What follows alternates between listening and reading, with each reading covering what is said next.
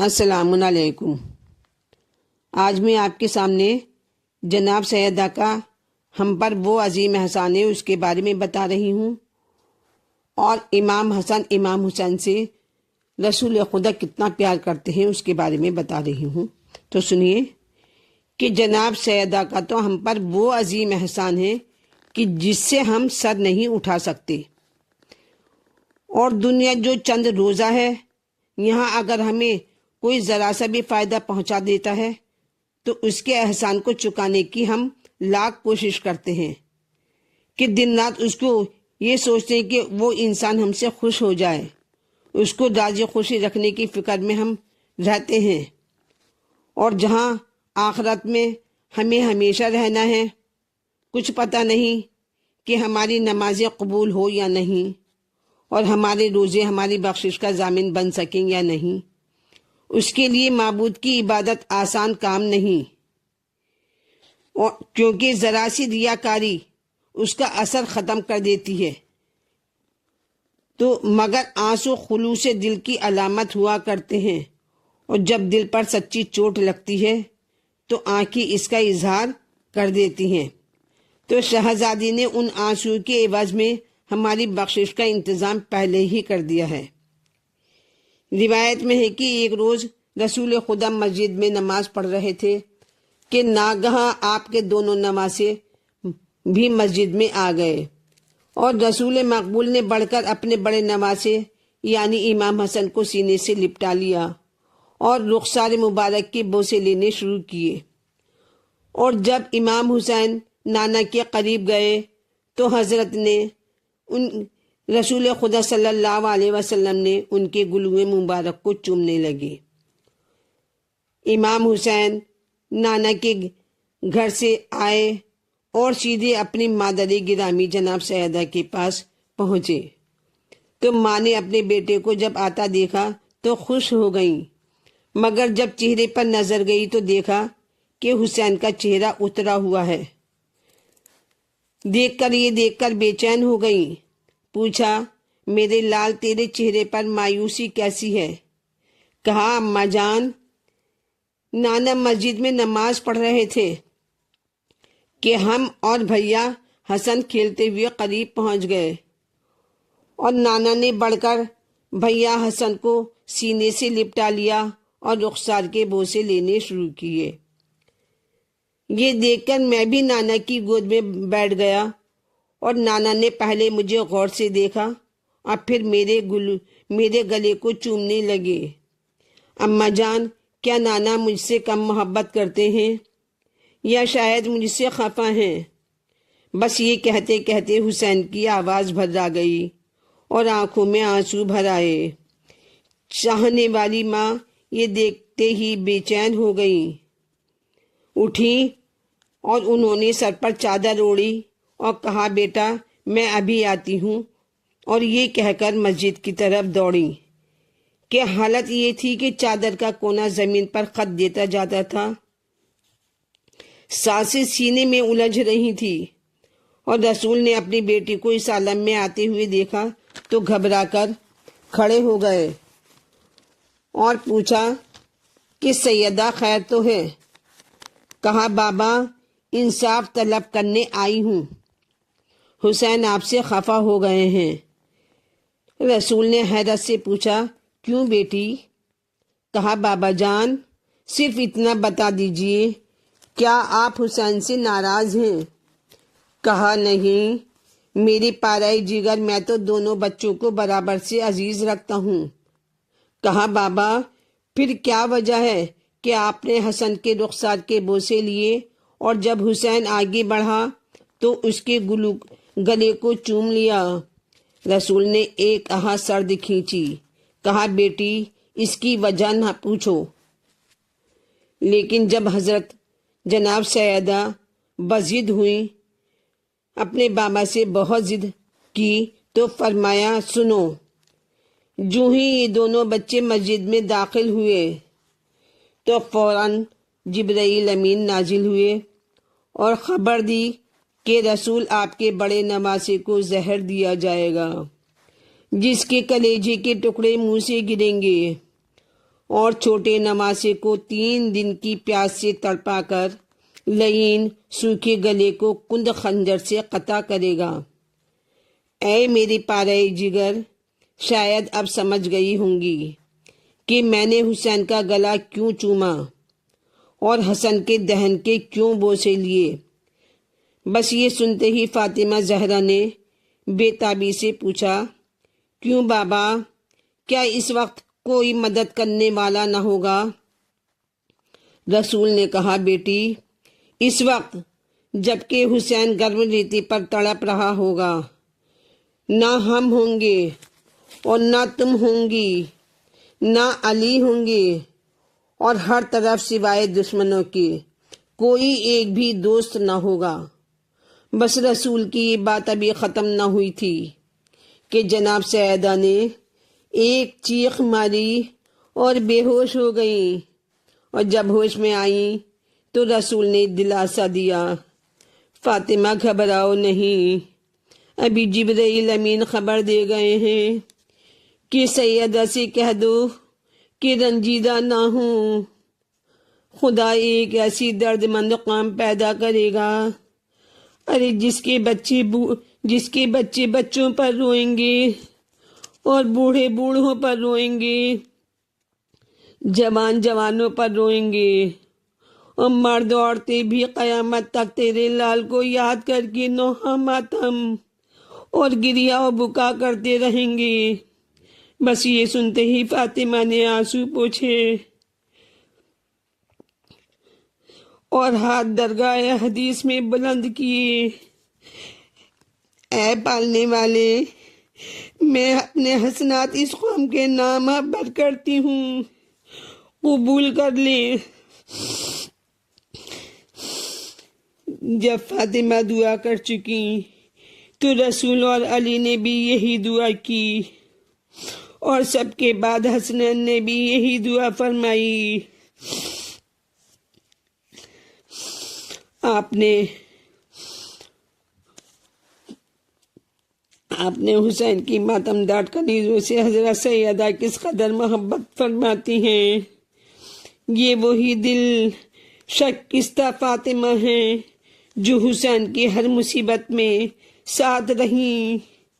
کوفے کی جلتی زمین پر جب یتیم سکینہ ناقے سے گر جاتی ہیں تو روتی ہوئی بچی کو گود میں لے کر دلاسا دینے والی یہی دکھیاری جناب فاطمہ ہیں۔ حسین وطن چھوڑ کر قافلہ لیے جب کربلا پہنچتے ہیں تو زمین کربلا کو تڑپ تڑپ کر اپنے بالوں سے صاف کرنے والی بھی یہی فاطمہ زہرا ہیں۔ روایتوں سے پتہ چلتا ہے کہ 2 محرم کی وہ تاریخ ہے جب کہ حسینی قافلہ کربلا پہنچا، اور کربلا وہ زمین ہے کہ جس کی کیفیت کا اندازہ خود اس کے نام سے ظاہر ہوتا ہے۔ کربلا 2 لفظوں کا مرکب ہے، کرب اور بلا، جس کے بالترتیب معنی ہے پریشانی اور مصیبت۔ روایتوں سے پتہ چلتا ہے کہ امام مظلوم نے خانہ کعبہ میں بھی اپنے قتل کی سازشیں دیکھیں تو مکے سے بھی حج کو چھوڑ کر کوچ فرمایا۔ ارے سفر کرتے ہوئے آگے بڑھ رہے تھے کہ یہاں تک کہ امام کا گھوڑا چلتے چلتے ایک چٹیل میدان میں رک گیا۔ حضرت نے لاکھ کوشش کی مگر اس نے جگہ سے جنبش تک نہ کی۔ امام نے وہاں کی زمینداروں کو بلوایا اور جگہ کا نام پوچھا۔ اب جواب ملا، اس زمین کو کربلا کہتے ہیں۔ بس کربلا سنتے ہی